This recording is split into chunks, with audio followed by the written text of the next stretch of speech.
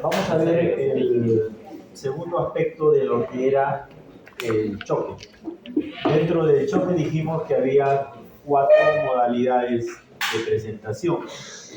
Una de esas modalidades era el shock distributivo. Otra de ellas era el hipovolémico, y dijimos que estas dos eran las principales, aparte del cardiogénico y el obstructivo, que también son entidades importantes para el diagnóstico diferencial en un paciente, pero que en cirugía frecuentemente nos encontramos con estas dos formas. El choque hipovolémico en su forma hemorrágica, y en este caso el shock distributivo en su fase de sepsis. No en su fase de shock neurogénico, ni en su fase de shock anafiláctico, que también son shock distributivos, ¿sí? Sino en su forma de sepsis. Una de las maneras en que se presenta el choque es a través de la sepsis, como un shock de tipo distributivo. ¿Estamos? Nos entendemos en el escenario, ¿bien? Entonces, ahora vamos a enfocarnos acerca de la sepsis, ¿no?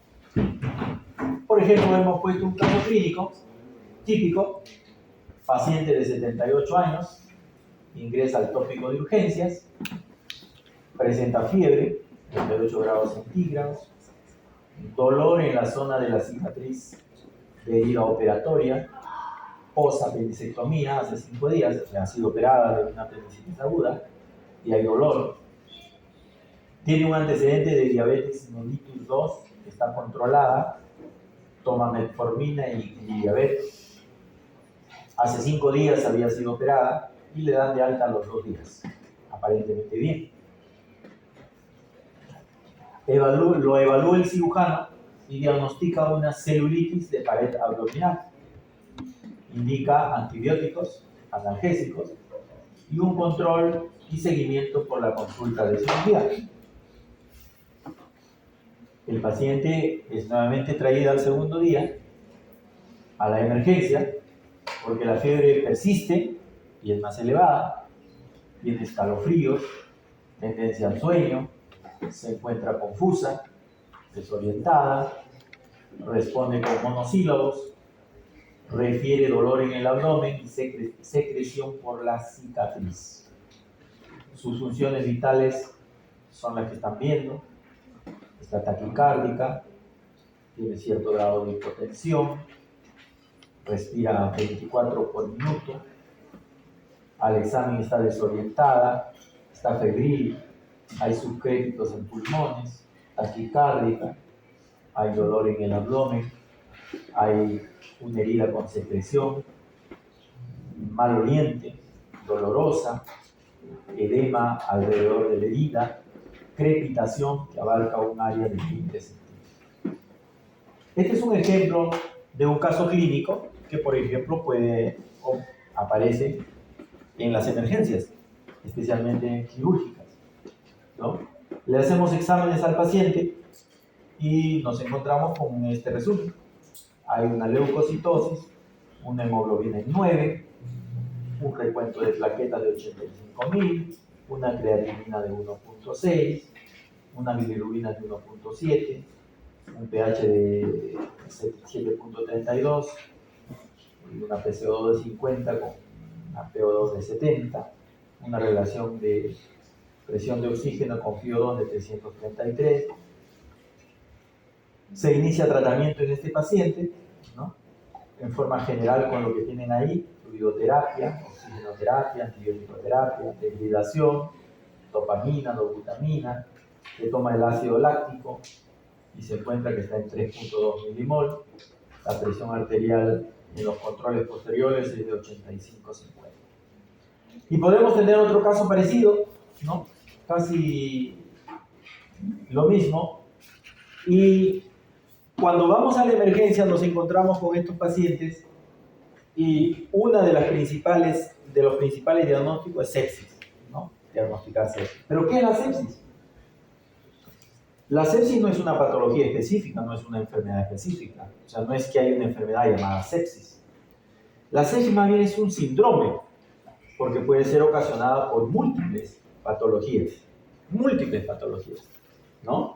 Entonces no es una enfermedad propiamente dicha. Cuando usted diagnostica sepsis, está diagnosticando un síndrome, un conjunto de signos, de síntomas que usted percibe en el paciente o de exámenes auxiliares que le permiten catalogarlo como un cuadro agrupado al cual le han denominado sepsis. ¿Y por qué es importante esto de la sepsis? Porque la mortalidad es alta. Se muere mucha gente por sepsis. Fíjense que cada 2 a 3 segundos está muriendo un paciente en el mundo. Ese más o menos es en este momento, ¿cuántos han muerto? Esa es la estadística de sepsis. Cada 2 a 3 segundos en el mundo se está muriendo un paciente por sepsis. Así de sencillo, ¿no? Miren, hay una estadística: 18 millones de muertes al año en el mundo. Más que el cáncer de mama. Mata más que el VIH. Mata más que el problema de próstata en los varones. Es una enfermedad, es una patología mortal. Entonces, por eso que la OMS le ha dado importancia. Por eso que las asociaciones le han dado importancia, porque se nos mueren por shock, porque es una forma de shock, como hemos visto, ¿no? Más pacientes que muchas patologías importantes. Entonces, ¿cómo no darle importancia? Ahora, ¿por qué es importante en cirugía? ¿Por qué lo tienen que ver los cirujanos? ¿Por qué tienen que saberlo los cirujanos? Porque aproximadamente el 30% de estos pacientes que se mueren son de cirugía. O sea, de estos pacientes que tienen sepsis, que se complican, un 30% son de manejo quirúrgico. Han sido vistos en la sala de cirugía, han sido operados. Son complicaciones como la que vimos del paciente anterior, que se opera de un apéndice, se infecta la herida y hace una fascitis necrosante. Y se muere por fascitis necrosante. No por la operación, no se muere por el apéndice directamente. Se muere por una complicación. Se muere por una sepsis, por un shock séptico. Y entonces es por eso que es importante que en cirugía conozcamos las generalidades y cómo es que se reconoce o cómo se maneja o cómo se previene un problema de sepsis. Por supuesto que en la cirugía de emergencia es donde se va a ver la mayor cantidad de pacientes que ingresan por sepsis. No es la única, claro, es el 30% de cirugía, pero ya es un tercio, es importante. La otra cantidad son por otras causas. Pacientes que vienen a la emergencia por shock y que usted tiene que dilucidar qué tipo de shock es el que tiene el paciente. Viene hipotenso, no habla, taquicárdico, diaforético, pálido, y usted no sabe si está sangrando, usted no sabe si le han puesto una medicina de repente y está haciendo una reacción anafiláctica, o tiene un problema cardíaco. Entonces la primera impresión que va a tener es de hacer el diagnóstico diferencial. Es por eso que el trauma shock está básicamente por especialidades clínicas, pero en estos últimos tiempos hay cirujanos que hacen la cirugía de emergencia o la evaluación del trauma shock por cirugía, porque gran parte de esos pacientes tiene relación con la cirugía y es desapercibida a veces por los que no hacen cirugía. De esa patología, una de las más peligrosas es la perforación colónica, porque recuerden que los gérmenes que están en el colon son altamente agresivos.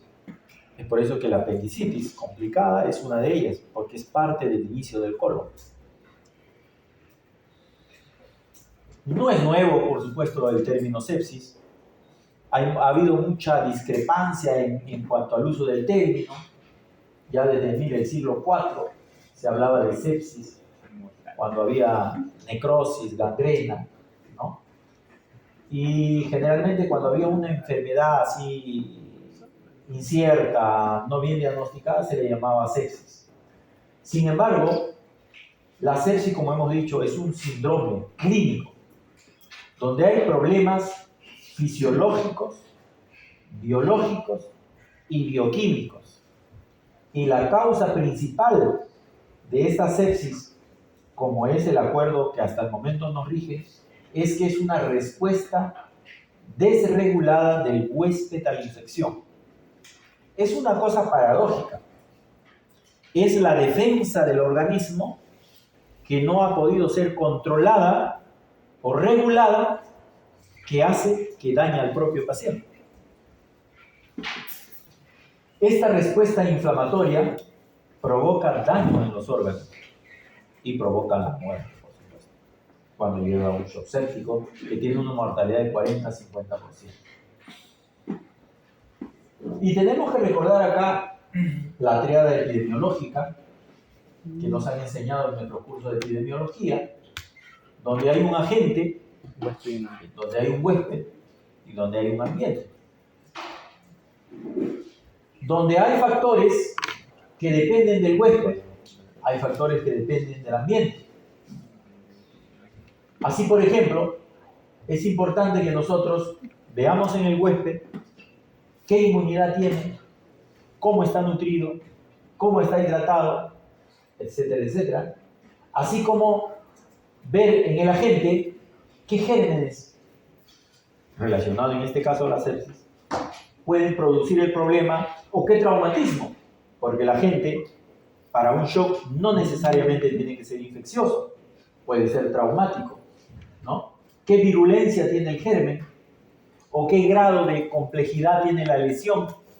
¿O producen estas lesiones? Así como factores ambientales que van desde tener un ambiente adecuado para estos pacientes. Hay hospitales que no tienen cuidados intermedios ni cuidados intensivos, por ejemplo. Pacientes que tienen sepsis que deben ir a una unidad de cuidados intensivos para un manejo intensivo, tienen que ser manejados en un hospital, en una cama, junto con otros pacientes, produciendo en ellos alto riesgo y alta mortalidad, porque el manejo no se puede dar adecuadamente en estos sitios, pero son problemas del ambiente. Y hay que recordar también la historia natural de cualquier enfermedad. Desde su fase prepatogénica, donde podemos prevenir, donde podemos evaluar los factores, donde podemos evitar de que progrese a una cosa mayor, como vamos a ver, que no llegue a un shock séptico o a una sepsis, ¿no? Hasta la fase patogénica, donde podemos reconocer cuáles son los inicios, cuál es el progreso y cómo ésta puede llegar a la muerte o a la resolución, dependiendo de cómo hemos actuado en el transcurso de este periodo. Como los conceptos se manejaban en forma diferente, debemos reconocer tres, yo le he puesto hasta 4 tiempos en este proceso de sepsis. Un primer tiempo donde los que hacemos medicina nos reunimos en congresos de especialidades, y hubo una reunión en el año 92 donde dijeron, bueno, vamos a ponernos de acuerdo, ¿cómo vamos a catalogar esto de la sepsis? ¿Cómo vamos a poder hablar un mismo lenguaje entre todos? De tal manera que nos entendamos con este síndrome. Porque algunos consideraban que sepsis era tal cosa, otros decían que este determinado signo le correspondía a sepsis. No había un acuerdo, no había un consenso. Entonces, en el año 92 se hizo una conferencia de consenso para definir algunos términos relacionados con la sepsis. Entre el año 2000 o 2001 se hizo una revisión de este primer concepto y casi no varió mucho, excepto algunas otras exámenes que se solicitaban para la sepsis.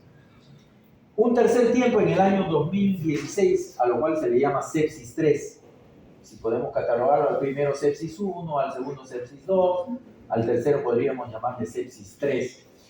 Una reunión de conceptos donde se reevalúan los conceptos manejados por muchos años de sepsis y se estructuran nuevos conceptos, nuevas definiciones y se plantean nuevas formas de prevención y manejo. Por supuesto, esta es una forma de ver las cosas, hay otras formas como lo vamos a ver. Y desde el año 2021 se están haciendo algunos cuestionamientos a estos conceptos que seguramente a lo largo de estos años tendrán que tener una reunión para poder tener también un consenso adecuado a estos conceptos que vamos a ver aquí. No son lo último, no es necesariamente la verdad 100%, pero es una forma de ordenar los conceptos para poder entenderlos, básicamente. 4 tiempos entonces, ¿sí? Un primer tiempo de sepsis 1, un segundo tiempo de sepsis 2, donde se amplían los conceptos, un tercer tiempo donde se reevalúan nuevos conceptos, se anulan otros conceptos incluso, y un cuarto tiempo de cuestionamientos donde parece ser que es necesario de repente reevaluar estos conceptos que se han vertido anteriormente. Algunos de las guías que pueden encontrar ustedes sobre las actualizaciones de sepsis, ¿no? Básicamente hasta el año 2020-2021, después de lo mismo casi. Podemos dar algunos conceptos generales que ya pueden aprender ustedes, como que la sepsis, y este es el último concepto que se maneja, ¿no? Que la sepsis es un trastorno orgánico potencialmente mortal, provocado por una respuesta desregulada del huésped a la infección. Ese es un concepto último que se tiene. Son problemas importantes porque, como dijimos, hay una alta mortalidad, ¿no? Y al igual que cualquier shock, como puede ser un politraumatismo y un sangrado, o un shock cardiogénico por un infarto de miocardio, o un ACV, un accidente cerebrovascular, si usted lo detecta precozmente y le da un verdadero tratamiento adecuado en las primeras horas, entonces los resultados, la morbimortalidad, disminuyen. Si usted demora en diagnosticarlo, si usted espera en darle el tratamiento adecuado a estos pacientes, van a complicarse y la morbimortalidad va a ser muy alta. Esta sepsis está relacionada con problemas inflamatorios. El organismo, esa homeostasis que hay entre el hospedero, el huésped y el ambiente, se rompe cuando hay una injuria. En este caso, particularmente de la sepsis, hablamos de una injuria por una bacteria, por un virus, por un hongo. El germen, el agente, es diferente al agente que puede producirse en un politraumatismo o en un sangrado, por ejemplo. Ese agente, al igual que en las otras formas de shock, induce una reacción del organismo para tratar de controlarlo. Así como cuando hay una hipovolemia, el organismo trata de controlarlo a través de la taquicardia, a través de la oliguria, a través de la redistribución de los volúmenes. En el caso de la sepsis, también el organismo trata de controlar este agente que está ingresando al organismo y causando daño. Y para eso produce respuestas inflamatorias en sus diversas modalidades, que puedan impedir que el agente se estabilice, se colonice, o si está colonizado, lo pueda controlar, lo pueda eliminar, o por último, pueda hacer de que pueda incluso englobarlo en un sitio, ¿no? A través de un macrófago, y pueda evitar que progrese hacia el daño celular. Estas respuestas inflamatorias, la mayoría de ellas está mediada por los linfocitos. Estos linfocitos, en sus diversas formas, pueden actuar de diversas maneras ante la gente, ¿no? Por ejemplo, en el endotelio va a generar citocinas y óxido nítrico, por ejemplo. El macrófago va a eliminar los microbios o puede ser fuente de mediadores inmunitarios. Los monocitos se pueden diferenciar en macrófagos, ¿no? O fagocitos, y pueden englobar a las bacterias. Los leucocitos polimorfonucleares pueden eliminar tejido muerto y patógeno. Se puede hacer en el plasma o en el intracelular formación de complemento, que es un mediador de la inflamación, ¿no? Puede haber linfocitos citolíticos que liberan citoquinas y que pueden matar directamente a la célula. O pueden haber factores de coagulación que hacen de que se produzcan trastornos en la coagulación, por ejemplo, que controlan a los gérmenes que están ingresando o a todo el proceso inflamatorio que se ha desencadenado.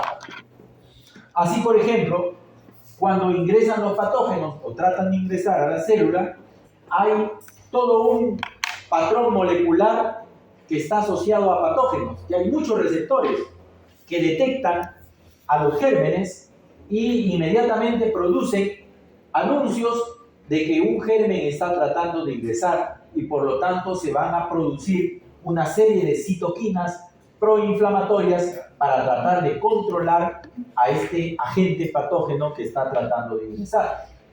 Estas respuestas son progresivas y son necesarias para que puedan eliminar la noxa. Pero cuando estas respuestas no son reguladas por el huésped, por una serie de razones que puede tener el paciente o factores, entonces puede producirse un desequilibrio en esta forma de respuesta normal. Es normal que se produzca esto, pero cuando este proceso se va hacia el otro lado, así como en el cáncer, es normal que se renueven las células, es normal que crezcan las células, pero cuando las células se reproducen demasiado y no hay un nivel o no hay inhibidores de este crecimiento, entonces se puede producir una neoformación o un cáncer. Igual, en este proceso inflamatorio que viene desde el inicio de identificar al germen, si estas respuestas celulares, humorales o estas respuestas inmunológicas o hematológicas no se controlan, pueden irse al otro lado, pueden hacer daño celular y ese daño celular se va a reflejar en signos y síntomas o en exámenes que vamos a reconocer a través de algunos pedidos de exámenes auxiliares que podamos hacer. Van a producir todos ellos alteraciones parecidas a lo que vamos a encontrar en los otros tipos de shock, es decir, taquicardia, hipotensión, hipoperfusión, aumento del ácido láctico, disnea, taquipnia, trastorno del sensorio. ¿Por qué? Porque hay daño celular y ese daño endotelial va a producir a veces vasodilatación, retención de líquidos en el tercer espacio, ¿no? El paciente hace ilio, por ejemplo, o pacientes que tienen hipoxia hacen daño respiratorio o pueden hacer daño renal, y ese daño renal puede haber daño hepático, daño pulmonar, daño cardiogénico o daño cerebral, y en forma general daño celular. Estos mediadores que normalmente deberían controlar adecuadamente las noxas o los agentes se desregulan en el paciente por múltiples factores, ¿no? Y empiezan a producir daño. ¿Es importante la formación de un trombo? Sí, porque cuando hay un sangrado se tiene que formar un paquete, un tapón plaquetario. Pero si eso aumenta y se desregula, usted va a tener una trombosis pulmonar. El trombo se va a ir al pulmón o se va a ir al corazón y va a hacer daño. ¿Fue una respuesta fisiológica normal al inicio? Sí, pero cuando se desreguló, pasó de hacer bien a hacer daño. Y entonces las investigaciones se centran en cómo controlar o cómo mantener esta homeostasis de tal manera que lo que ayuda al paciente no le haga daño. Cómo hacer de que esos inhibidores se puedan, así como hay mediadores y productores, puedan haber inhibidores que controlen esta respuesta del organismo. Si es que hay una infección, va a haber una respuesta, como hemos visto, ¿no? Una inflamación, una disfunción en las mitocondrias, en la coagulación, se pierde la homeostasis. Y al perderse la homeostasis, el órgano se va a traducir en una mala función, en una disfunción. Eso se llama disfunción multiorgánica porque empiezan a fallar los órganos que hemos mencionado. Y por último, producen la muerte. Es muy complejo explicar todo el proceso del shock séptico. Nos pasaríamos una clase entera explicando cómo es que se produce y cómo es que podemos entender que lo que nos hace bien nos puede hacer mal. Que lo que nos ayuda, por otro lado, nos conduce a la muerte. Es como si tuviéramos una balanza y movernos entre uno o a otro lado. ¿Y por qué es que algunos tienen este desbalance y otros no lo tienen? ¿Por qué es que algunos entran a sepsis y otros no entran con el mismo germen? Son factores que dependen del huésped. Múltiples reacciones, como ustedes ven, que si quieren ampliar ustedes pueden ampliarlo en los libros de texto para tratar de ver la explicación de cada uno de ellos, ¿no?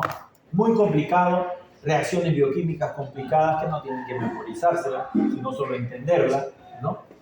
Que van a conducir, a fin de cuentas, a la falla de órganos o una disfunción multiorgánica traducido en los órganos principales como son hígado, intestino, corazón, pulmón, riñón. Diferentes reacciones que se pueden producir en la sepsis, por ejemplo, en los sistemas de coagulación, en los trastornos que hablábamos de formar microcoágulos o microplaquetas, ¿no? Cómo pueden llevar a alteraciones que pueden llevar a una coagulación intravascular diseminada, ¿no? O a trombos que puedan migrar y hacer daño celular. Entonces, esta sepsis, por supuesto, no empieza grave, empieza en forma leve, como cualquier otra, a veces irreconocible, hasta el momento que uno puede detectar que este paciente está en riesgo de presentar este síndrome y que tiene alto riesgo de morir mortal. En la primera reunión, la cual les expliqué al inicio, trataron de ponerse de acuerdo y se virtieron estos conceptos. El primer concepto era el concepto de respuesta inflamatoria sistémica. Como habíamos dicho, ante un agente se produce una serie de respuestas. Esas respuestas se traducen en una liberación de una serie de mediadores, pero que estos mediadores al final se traducen en los órganos. Y los órganos van a manifestar signos y síntomas. ¿Qué signos y síntomas son los más importantes que nos hacen que determinemos una probable sepsis? Entonces, el primer concepto vertido es el síndrome de respuesta inflamatoria sistémica. De ahí nace este concepto. La temperatura era un factor importante. Una temperatura mayor de 38, o al contrario, como dijimos, complicación, hipotermia, menos de 36, es una traducción de una disfunción. Se evaluaron, por supuesto, muchísimas, ¿no? Este es el resumen, obviamente, en lo que todos se pusieron de acuerdo. Una frecuencia cardíaca mayor de 90 latidos por minuto es otro indicador, el segundo parámetro. Uno tercero, una frecuencia respiratoria pulmonar es mayor de 20 respiraciones por minuto, o una presión de CO2 menos de 32, por ejemplo. Un recuento de leucocitos en un hemograma, ¿no? Te pide un hemograma y los leucocitos están mayor de 12.000 o menor de 4.000, al igual que la temperatura, o hay un 10% o más de formas inmaduras, es decir, de blastos, ¿no? de células en formación. Si hay mayor, eso se llama desviación izquierda, ¿no? Es decir, formas inmaduras de elementos formes. Entonces estaríamos ante una respuesta inflamatoria sistémica. Estos cuatro conceptos no dicen que hay una infección, no establecen que es una infección, solo establecen que el organismo está empezando a defenderse. ¿Cómo se defiende? Con fiebre. La fiebre es un mecanismo de defensa, ¿no? Entonces, esto no determina que es una infección. O sea, si el paciente tiene fiebre, no significa que tenga infección. Si el paciente tiene frecuencia cardíaca mayor de 90, no significa necesariamente eso. Pero cuando usted une estos parámetros, dos de estos parámetros nos van a decir que probablemente este paciente esté haciendo un síndrome de respuesta inflamatoria sistémica. Pero esto ocurre con cualquiera. Puede ser un choque hipovolémico, puede ser un accidente de tránsito, puede ser una pancreatitis aguda, una serie de cosas pueden darte lo mismo, ¿no? Si el paciente tiene una pancreatitis aguda, puede tener dos de estos conceptos. y podemos decir que el paciente está con riesgo de sepsis o con riesgo de respuesta inflamatoria sistémica. Para determinar qué es sepsis, tendría que haber la definición anterior más la asociación de una infección o de una probable infección o de un probable foco infeccioso.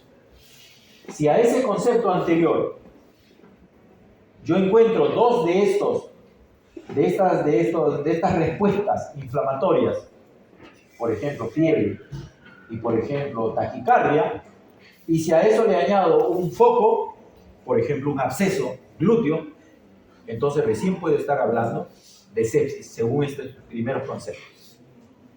¿Está claro? Si yo no encuentro el foco, no puedo hablar de sepsis, por más que tenga los dos conceptos o los dos criterios. Quiero que quede bien claro eso, ¿ya? Temperatura, 38-36, frecuencia cardíaca más de 90, respiratoria más de 20, leucocitos mayor de 12.000 o menos de 4.000 o mayor de 10.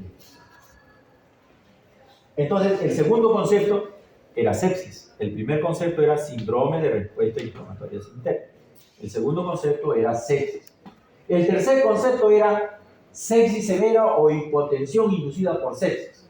Cuando este paciente progresaba la enfermedad y el paciente ya empezaba a hacer, aparte de los signos anteriores, hipotensión, le infundían con líquidos y no mejoraba, entonces hablaba de sepsis severa o de hipotensión inducida por sepsis. ¿Sí? Y el otro concepto era el shock séptico.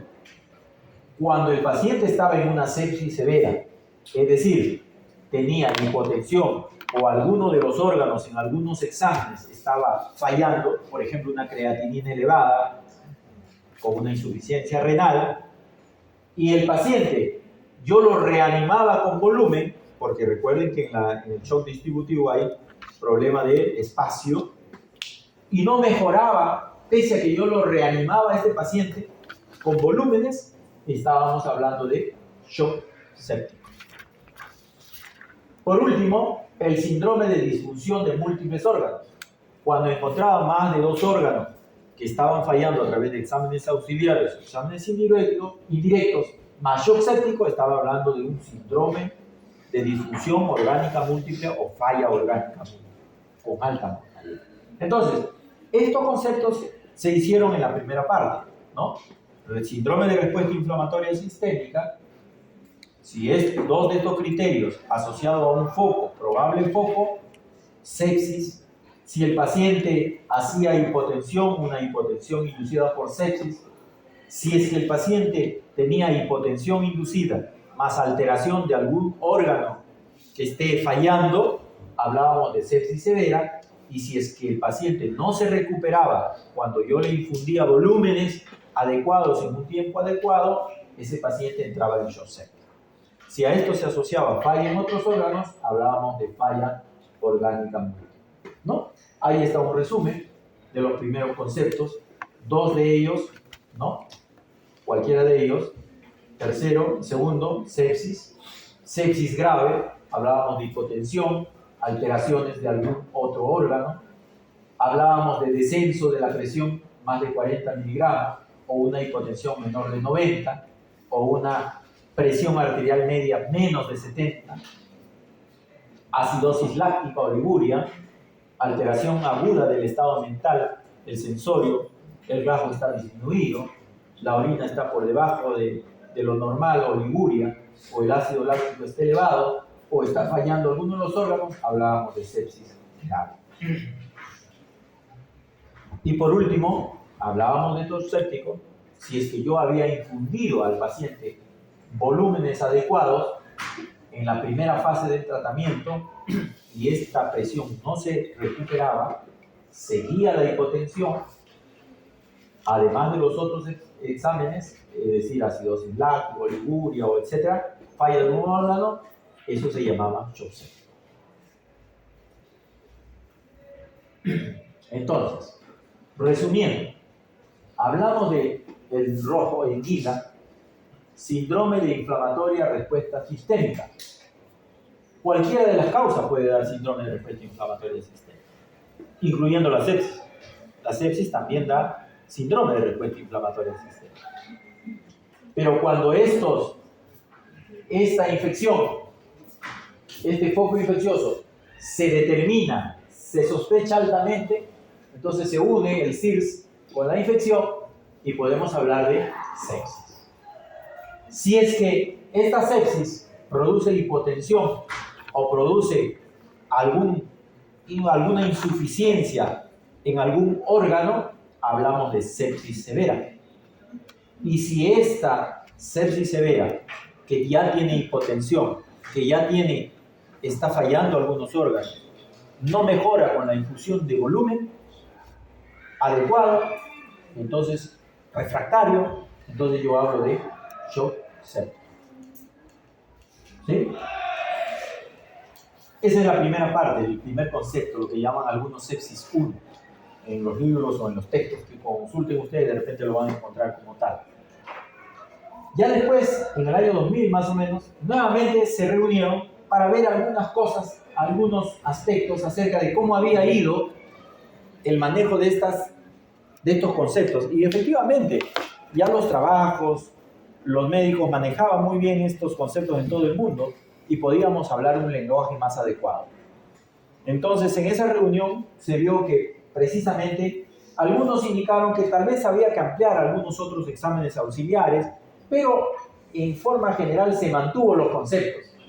El concepto de sepsis, el concepto de sepsis severa, el concepto de shock séptico se mantuvo.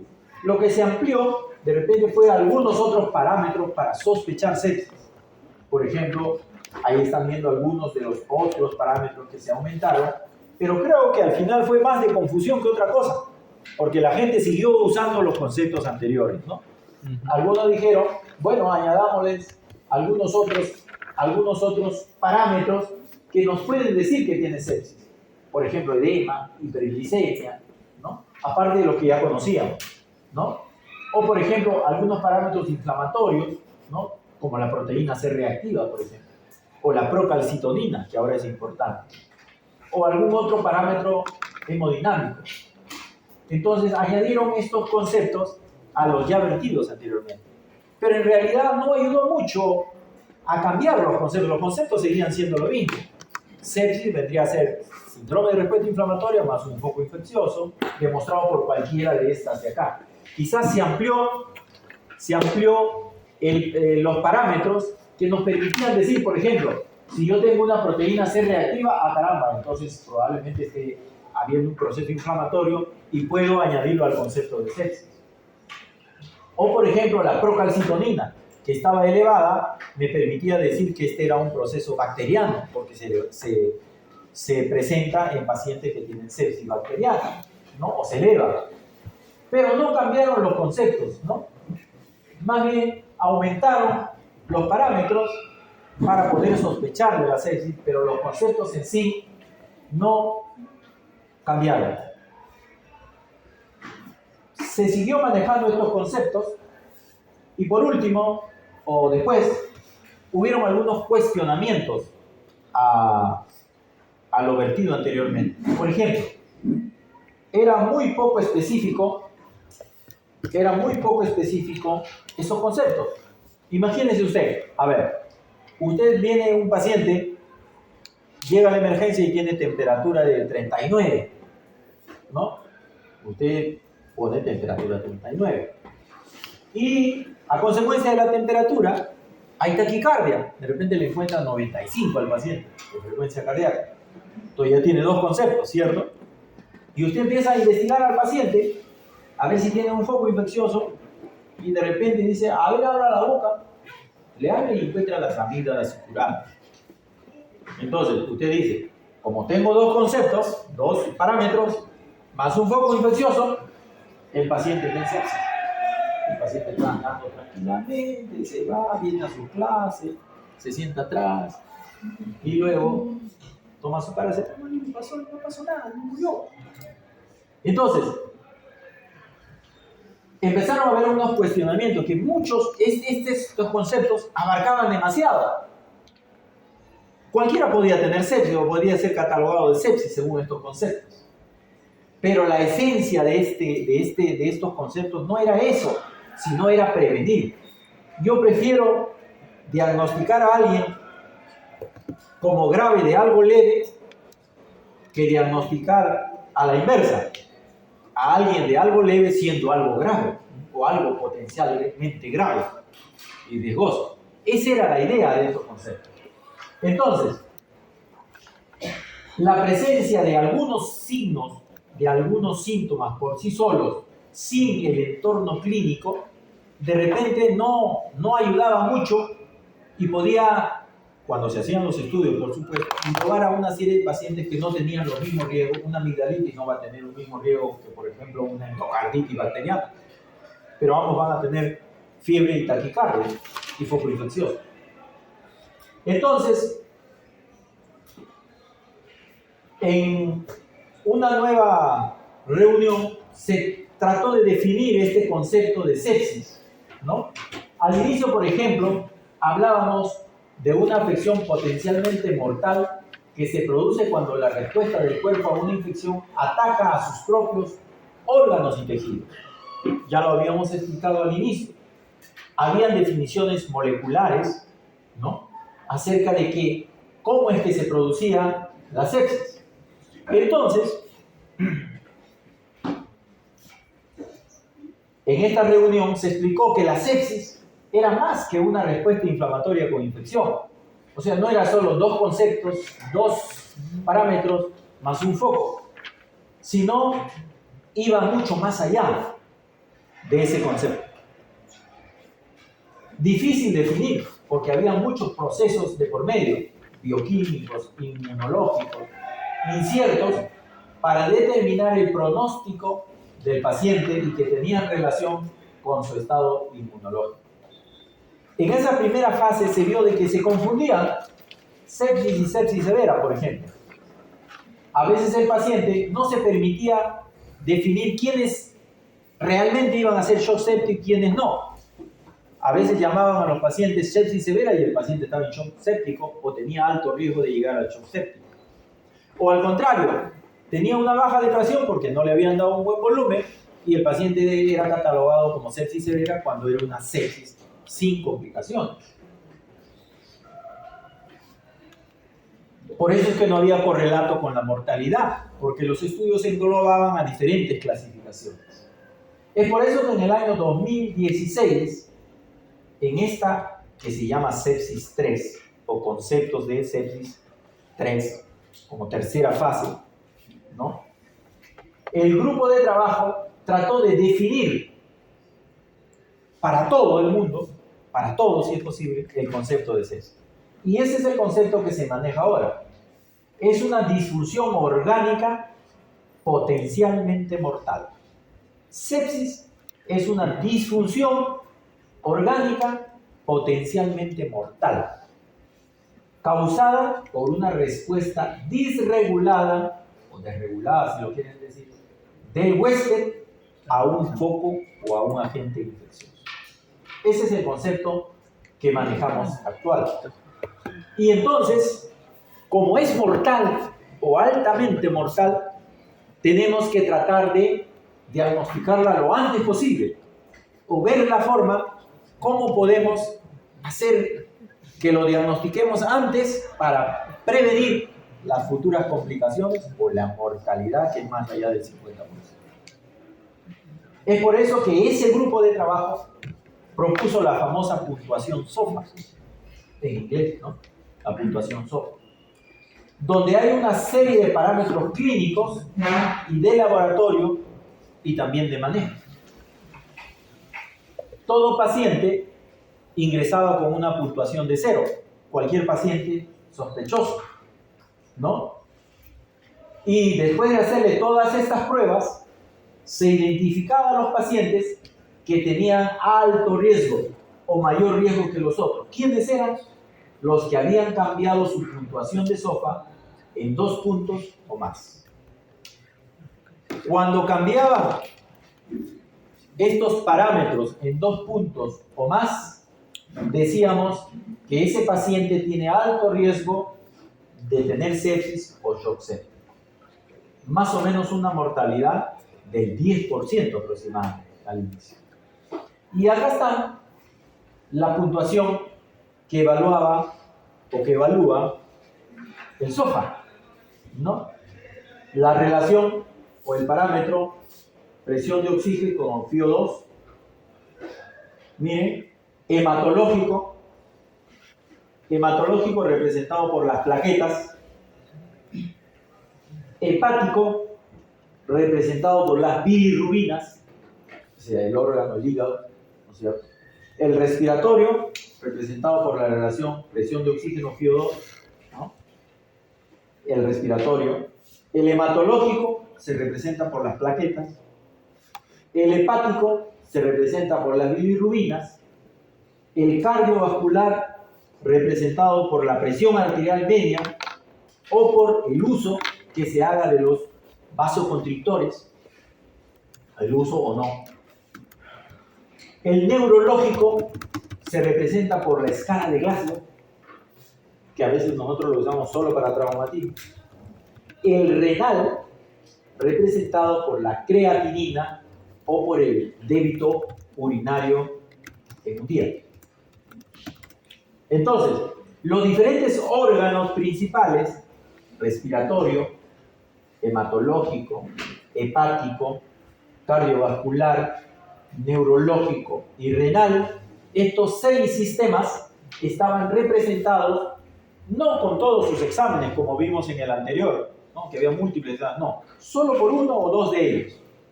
Por ejemplo, si las bilirrubinas, un paciente ingresaba con 1.2, ¿no?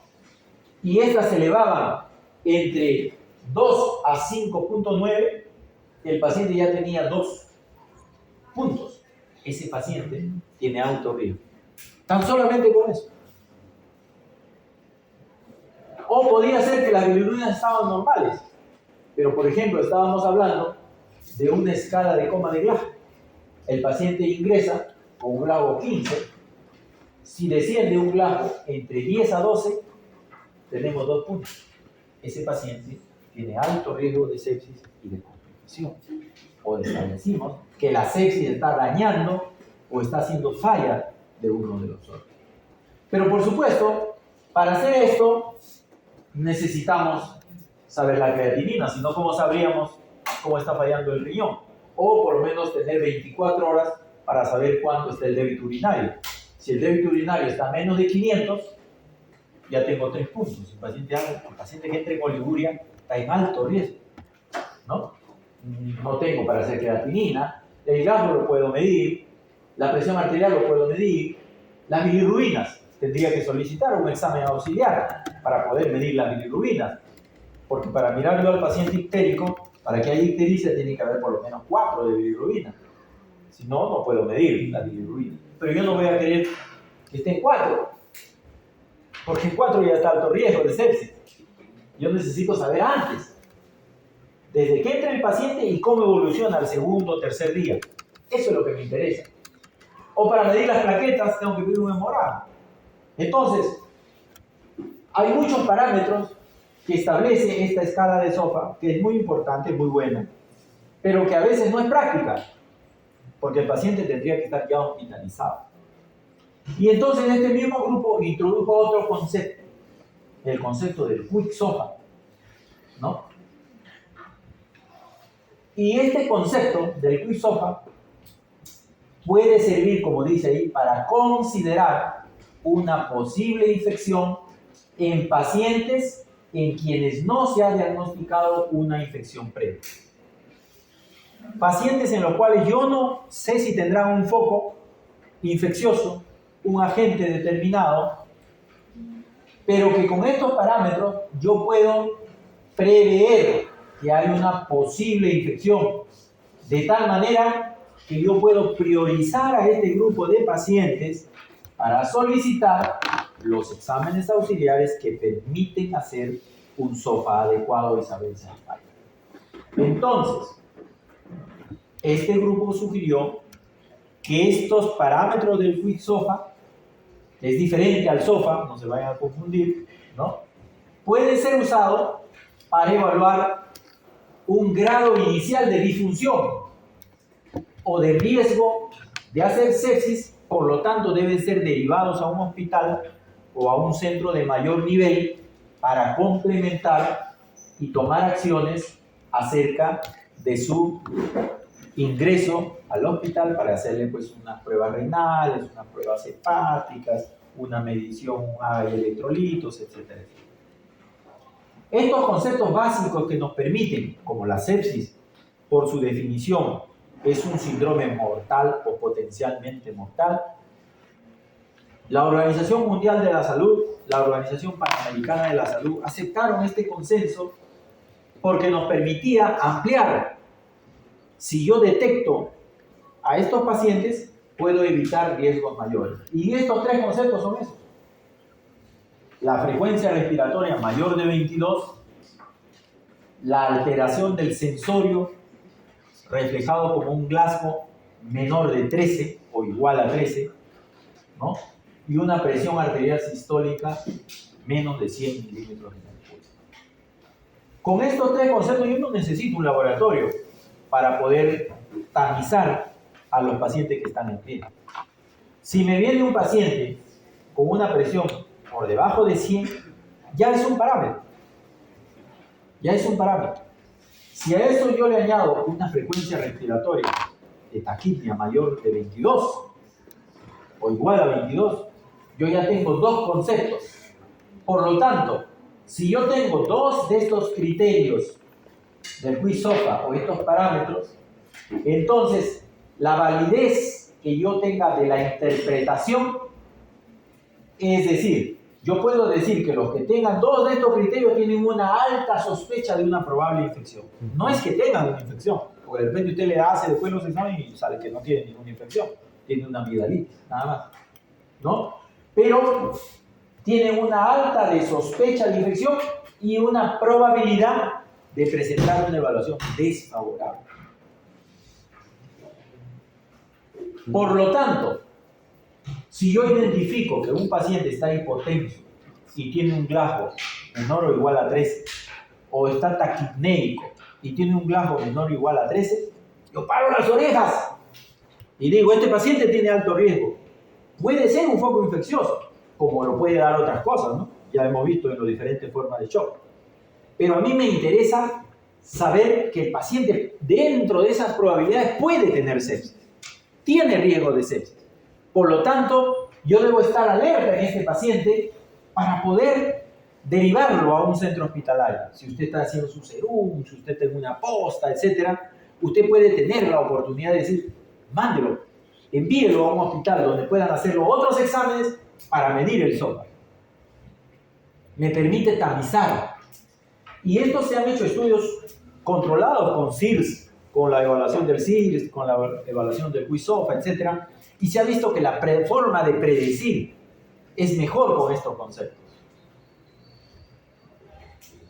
Por otro lado, en estas definiciones de sepsis 3, se vertió los conceptos del shock séptico. Y los conceptos de shock séptico, como vimos anteriormente, ¿no? Recuerden que anteriormente decíamos que si el paciente no mejoraba con los volúmenes adecuados en las primeras horas, hacía hipotensión, ese paciente estaba en shock séptico, según los primeros criterios, ¿verdad? Ya después se van a acordar reconociéndolo. En estos conceptos, en este nuevo concepto, en estas nuevas definiciones, se define el shock séptico a los pacientes que tienen sepsis, que tienen hipotensión y requieren vasopresores para mantener una presión arterial media por lo menos de 75. O aquellos pacientes que tienen un nivel de lactato sérico mayor de 2 milimol por litro o 18 miligramos por decilitro en las otras unidades.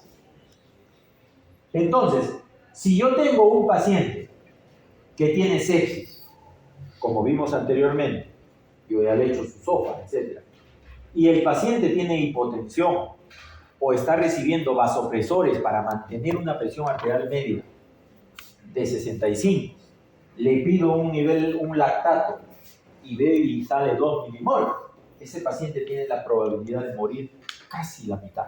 O sea, 1 de cada 2 pacientes se pueden morir. Por lo tanto, tiene que ser trasladado a una UCI. Por lo tanto, hay que priorizarle la unidad de cuidados intensivos para el paciente. Y eso es lo que pasó en la epidemia que hemos tenido anteriormente. Cuando hubo la epidemia de este problema respiratorio, se saturaron las unidades de cuidados intensivos.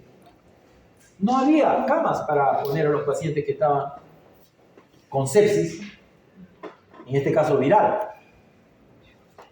Y usted tenía que priorizar, tenía que sopesar cuáles iban a ir y cuáles no iban a ir. Cuáles iban a ser un COVID leve y cuáles iban a ser un COVID severo. ¿No? Entonces, una manera de manejar estos conceptos que estamos hablando, o una aplicación práctica, como lo vamos a ver después, un paciente viene a la emergencia y yo sospecho que tiene una infección. Hay una sospecha. Evalúo los conceptos del quiz-off, el resumen del quiz-off, y yo veo si tiene 2 o más criterios de los que hemos dicho, cómo está la frecuencia respiratoria, cómo está el gasto, ¿no? Cómo está la presión. Si yo veo que no tiene esos conceptos, esos 2, entonces debo seguir el transcurso, monitorizarlo, reevaluarlo, porque el hecho de que el paciente esté taquipnéico ya me está diciendo algo, ¿verdad? No es que le voy a dar de alta, lo evalúo, lo monitorizo. Pero si el paciente tiene 2 o más criterios, yo debo establecer el SOFA. Entonces debo solicitar al paciente admitirlo para evaluar los otros conceptos, cómo está el riñón, cómo está el hígado, cómo está el corazón, cómo está la respiración y si hay una disfunción de alguno de estos órganos, reflejado en la elevación de por lo menos 2 o más puntos en cualquiera de esos parámetros que hemos hablado.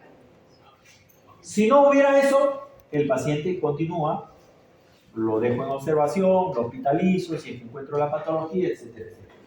Pero si yo encuentro de que el paciente tiene 2 puntos por arriba, 2 o más puntos por arriba del puntaje SOFA en un periodo entre el basal y el evolutivo, entonces ese paciente definitivamente está en sepsis. Hago el diagnóstico 100% de sepsis y por lo tanto tengo que hospitalizarlo. Tengo que manejar lo más antes posible, como vamos a ver algunas matices del tratamiento de esto.